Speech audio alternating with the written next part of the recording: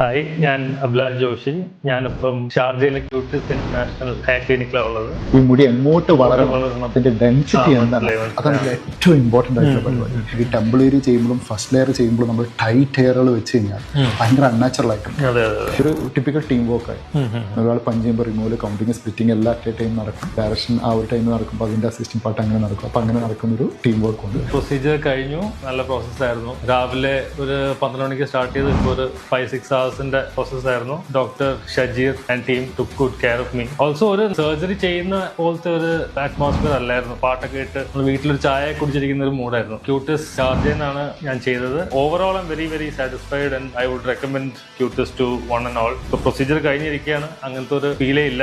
ഇപ്പൊ വീട്ടിൽ പോവാണ്. ഇപ്പൊ 1 week ആയി, 7ാമത്തെ ദിവസമാണ്. ഇന്നിപ്പം ഫൈനൽ വാഷിങ്ങും കാര്യങ്ങളൊക്കെ ഇന്ന് ചെയ്തു. ഫൈനലി മുടി തൊടാന്ന് പറഞ്ഞിട്ടുണ്ട്. കഴിഞ്ഞ ഒരു 1 week വേറെ ഇഷ്യൂസ് ഒന്നും ഉണ്ടായിട്ടില്ല. പെയിനും കാര്യങ്ങളും ഒന്നുമില്ല. ബേസിക്കലി ഇവരൊരു ചെക്ക് ലിസ്റ്റ് തരും, നമ്മൾ ഫോളോ ചെയ്യുകയാണെങ്കിൽ വേറെ ഇഷ്യൂസ് ഒന്നുമില്ല. Basically very happy.